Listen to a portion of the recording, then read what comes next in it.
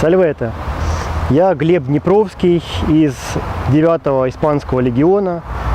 Хочу показать, как правильно надевать тунику римскую и как ее драпировать.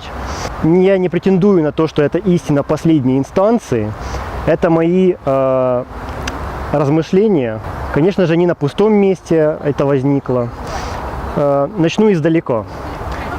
Известные находки римских туник, а также информация источников, говорит о том, что они были достаточно крупных размеров.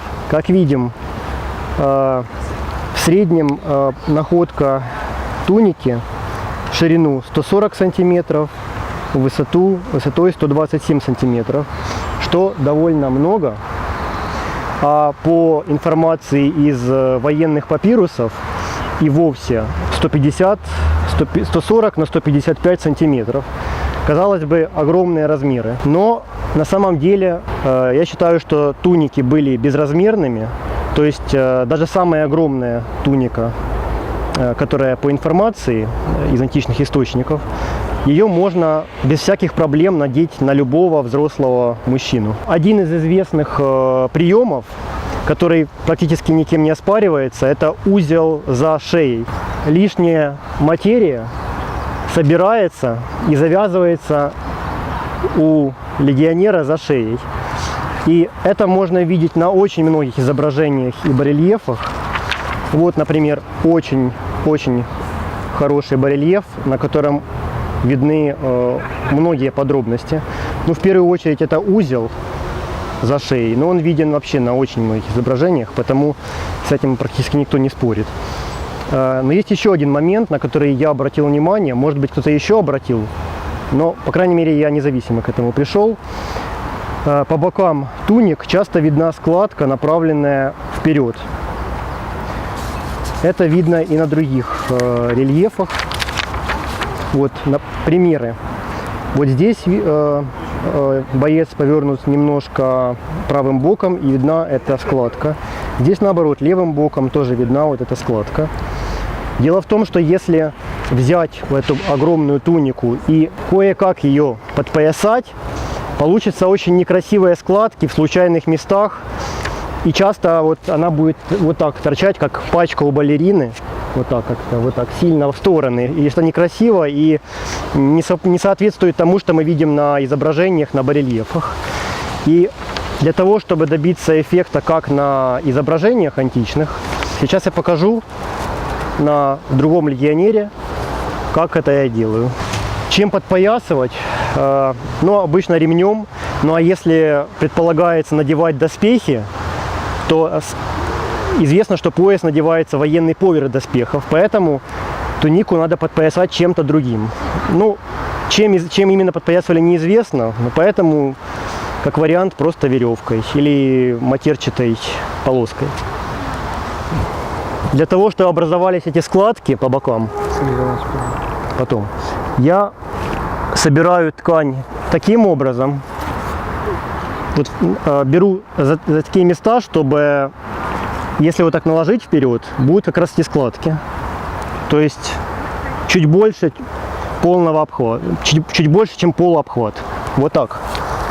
Вот мы получаем вот эти складки. Но сейчас нужно решить проблему высоты. Поэтому я сам до этого дошел, что проще всего изначально очень высоко задрать, а после подпоясания опустить на нужную высоту. Да, проще всего, когда кто-то помогает.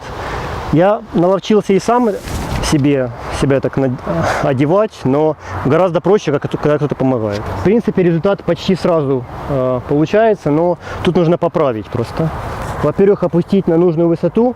Ну, сразу отмечу известный факт, что солдатам в Римской Республике, империи предписывалось носить туники выше колен и выше, чем носят гражданские лица. Ну, как и на рельефах, собственно, может вот так. Благодаря вот этой вот уловке, как я ее надеваю, у нас нет лишних складок некрасивых, вот таких, вот таких, вот таких. И туника вот так в стороны не торчит тоже, как пачка у балерины.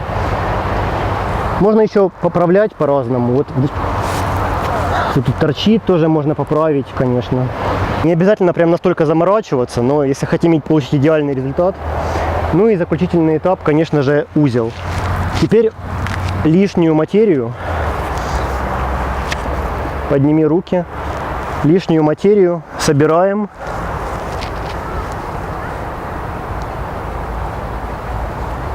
Хотелось бы еще коснуться темы рукавов.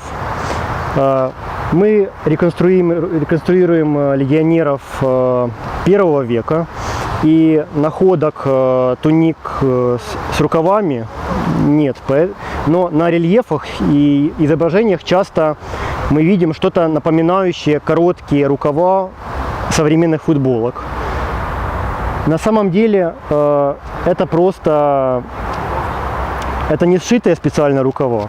Вот, допустим, если надеть доспехи, вот так, например, Лорику Сегментату, подними руки, то мы и получаем что-то, некое подобие коротких рукавов. Но специально они не сшиваются. Вот так.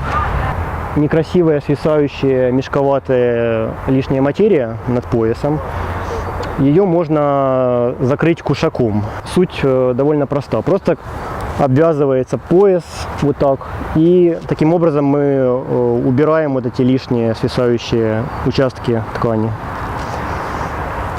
Все, спасибо за внимание.